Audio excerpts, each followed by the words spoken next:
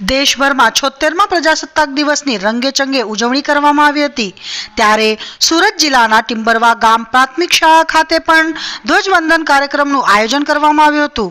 આ પ્રસંગે ગ્રામ પંચાયતના સભ્ય સૌને પ્રજાસત્તાક દિવસની શુભકામનાઓ પાઠવી હતી અને સાથે જ જર્જર થઈ ગયેલા શાળાના મકાન માટે સરકાર દ્વારા 25 લાખ રૂપિયાની ગ્રાન્ટ ફાળવવામાં આવી હોવાની જાહેરાત કરી હતી।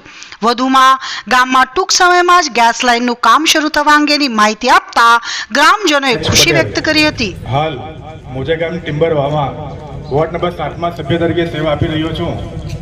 ત્યારે આજે બધા આવ્યા, ખૂબ આનંદ થયો।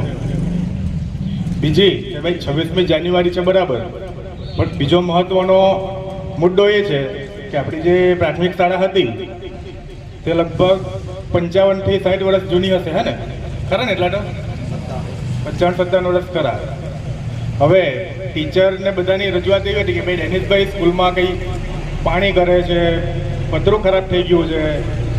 તો આપણે છે ને લગભગ ગઈ 26મી જાન્યુઆરી વાત થયેલી કે ટૂંક સમયમાં સ્કૂલનું કામ શરૂ થશે।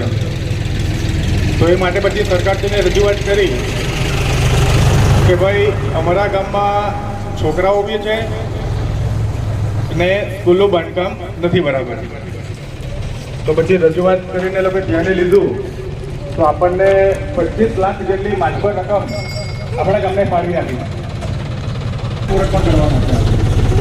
અને પણ મહત્વનું કે સ્કૂલનું શિક્ષણ, કે ભાઈ આપણે તો સારું છે કે શિક્ષણ અહીંયા બરાબર છે, તો સ્કૂલ સારું તો છે, બાંધકામ તો સારું જ થવાનું છે, પણ સાથે સાથે આપણું શિક્ષણ પણ સારું રહેવું જોઈએ। તેની જવાબદારી શિક્ષકોની તો છે જ, એની ના નથી, પણ સાથે સાથે પોતાના મા બાપની પણ છે।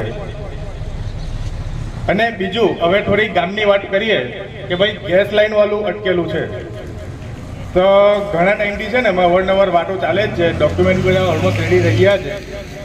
તો ગયા અઠવાડિયે જવાનું થયું તો એ લોકોએ કીધું કે કંઈ પાન કાર્ડ આપો અમને। તો આપણું ટિમ્બરવા ને પેલું સાંકરી ટિમ્બરવા, તો બેઉ ટિમ્બરવા સેમ। તો આપણે જગ્યાએ આપણો પાન કાર્ડ એ લોકોના પંચાયતમાં મૂકી દીધો, જ્યાં ઓનલાઈન કરવાનું હતા। તો પછી એ લોકો આપણને કીધું કે ભાઈ પાન કાર્ડ લઈ આવો, એટલે આપણે કીધું પાન કાર્ડનું કે ભાઈ કંઈ વાંધો નહીં। તો સાંકરી ટિમ્બરવાળાને આપણો સેમ પાન કાર્ડ થઈ ગયો।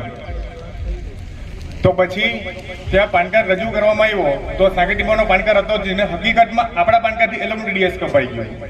એટલે પછી એ લોકોએ પાન કાર્ડ બનાવીને આપ્યો છે, એટલે બી ટૂંક સમયમાં અપ્રુવલ આવી જશે, એટલે બી કામ ચાલુ થશે।